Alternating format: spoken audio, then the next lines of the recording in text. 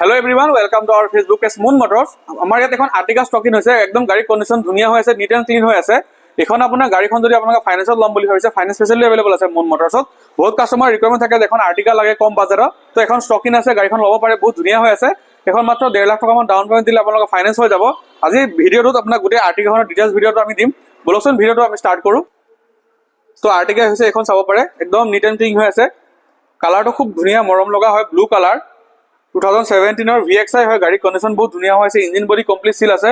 গাড়ীখনৰ ৰানিংটো কম আছে, 60,000 জেনুইন আছে। Non accidental, non tampering, guarantee warranty চব পাই যাব। শিৱসাগৰৰ লোকেল গাড়ী হয়, চাব পাৰে। একদম নিট এণ্ড ক্লিন হৈ আছে, ছাৰ্ভিচিং, ৱাশ্বিং, পলিচিং চব আমি কাষ্টমাৰক কৰাই দিম, যিহেতু গাড়ীখন নতুনকৈ ষ্টকিং আছে। এইখন যদি আপোনালোকে ফাইনেন্সত লয়, মাত্ৰ 1.5 লাখ টকামান ডাউন পেমেণ্ট দি আপোনালোকে ল'ব পাৰিব। আগৰ নাম্বাৰ প্লেটটো যিহেতু খোলা আছে, ভিতৰতে আছে, সেইটো আমি কাষ্টমাৰক লগাই দিম। একদম চিল হৈ আছে ইঞ্জিন বডি। ভিতৰৰ প্ৰফাইলটো মই ফাৰ্ষ্ট অফ অল দেখাই দিব বিচাৰিছোঁ। পেট্ৰল ইঞ্জিন হয় গাড়ীখন। দৰ্জাটো খুলি আপুনি ফাৰ্ষ্ট 4 পাৱাৰ উইণ্ডো চুইচ পাই যাব, ORBM এডজাষ্টাৰ পাই যাব, লক আনলক পাই যাব। চাব পাৰে গাড়ী একদম নিট এণ্ড ক্লিন হৈ আছে। এইখন লোৱা মানে নতুন লোৱাৰ নিচিনাই হ'ব গাড়ী। BS4 হয় গাড়ীখন। এয়া চাওক, ষ্টিয়াৰিং কণ্ট্ৰলছ পাই যাব, কোম্পানী ফিটেড মিউজিক চিষ্টেম পাই যাব। ভিডিঅ' চাব পাৰে একদম নিট এণ্ড ক্লিন হৈ আছে। ৰুফ AC পাই যাব। এইবিলাক প্লাষ্টিক আজিলৈকে খোলা হোৱা নাই। ছেকেণ্ড প্ৰফাইলটো মই দেখাই দিব বিচাৰিছোঁ, চাওক একদম ধুনীয়া হৈ আছে।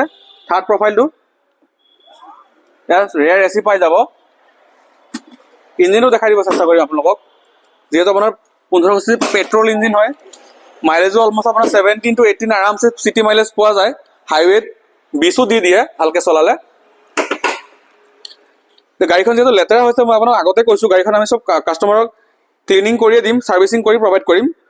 মই ইঞ্জিনটো দেখাই দিছোঁ, কমপ্লিট চব চিল আছে।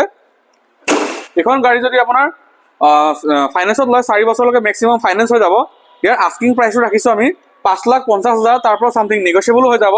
1.5 লাখ টকামান ডাউন পেমেণ্ট দিলে এখন গাড়ী আপোনালোকে ফাইনেন্সত ল'ব পাৰিব। চাৰিওফালে আকৌ ৱৰ্কৰাউণ্ড দি দিছোঁ।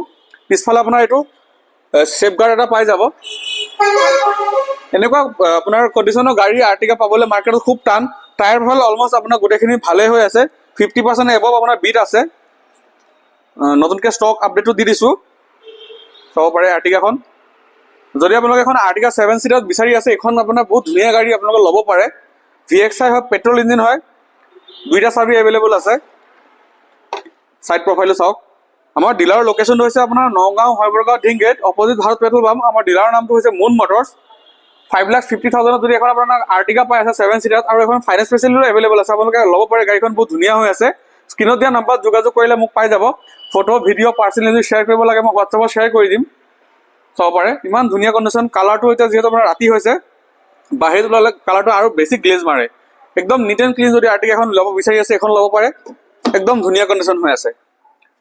ছেকেণ্ড হেণ্ড মাৰ্কেটত ইমান নিট এণ্ড ক্লিন, ইমান ধুনীয়া কণ্ডিশ্যনৰ আৰ্টিকা পাবলৈ খুব টান, চাব পাৰে। স্ক্ৰীণত দিয়া নম্বৰ যোগাযোগ কৰিলে গোটেই গাড়ীখন আপোনালোকে ল'ব পাৰিব। ধন্যবাদ।